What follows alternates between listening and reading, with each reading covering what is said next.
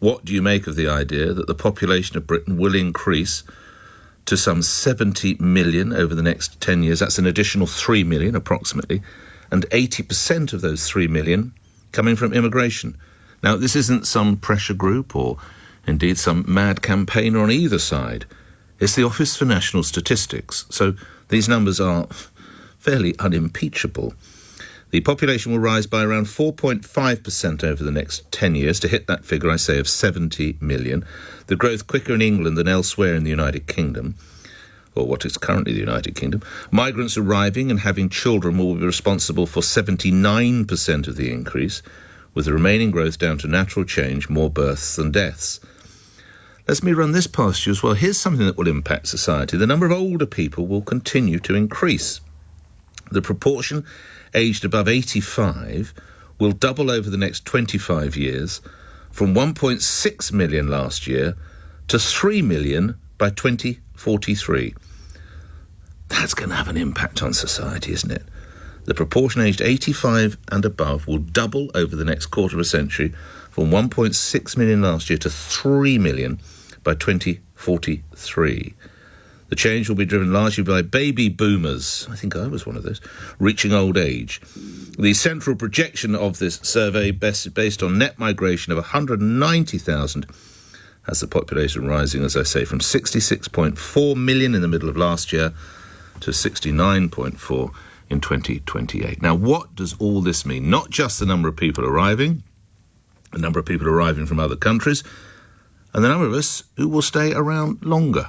Can Britain cope?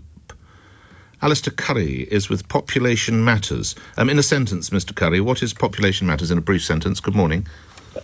Morning. Population Matters is a campaign charity that works to achieve a sustainable population globally and in individual countries, primarily in order to protect the environment. Oh, that's interesting. What do you and your colleagues think is a sustainable population for the United Kingdom?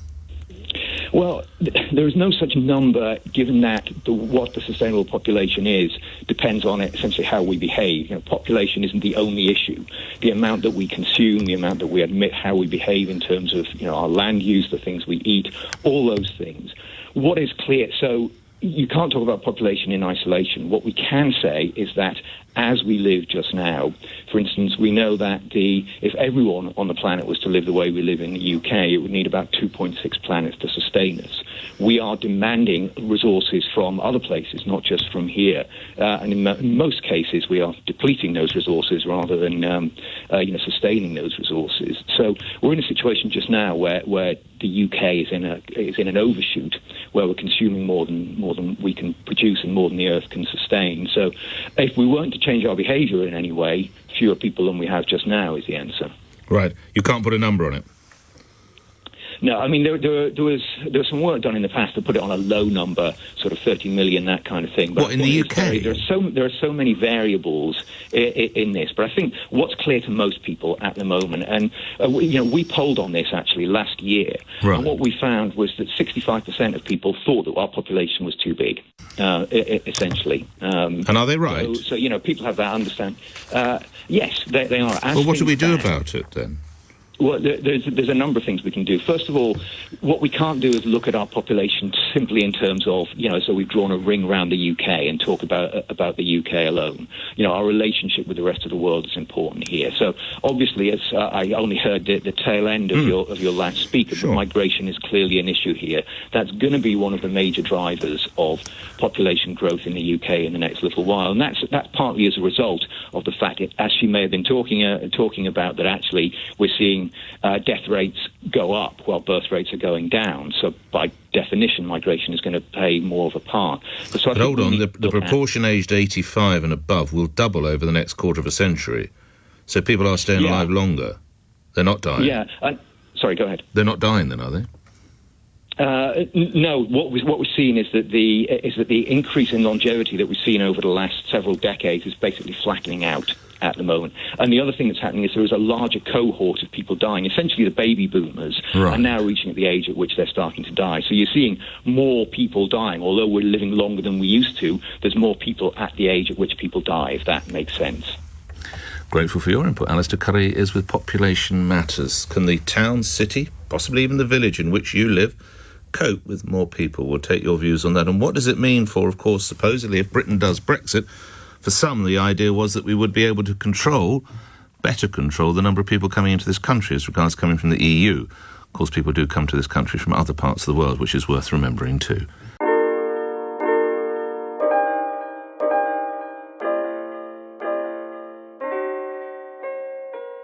I'm really amazed they have actually given us these figures and also admitted that 80% is down to immigration. However, you might think to yourself, what is the 20%?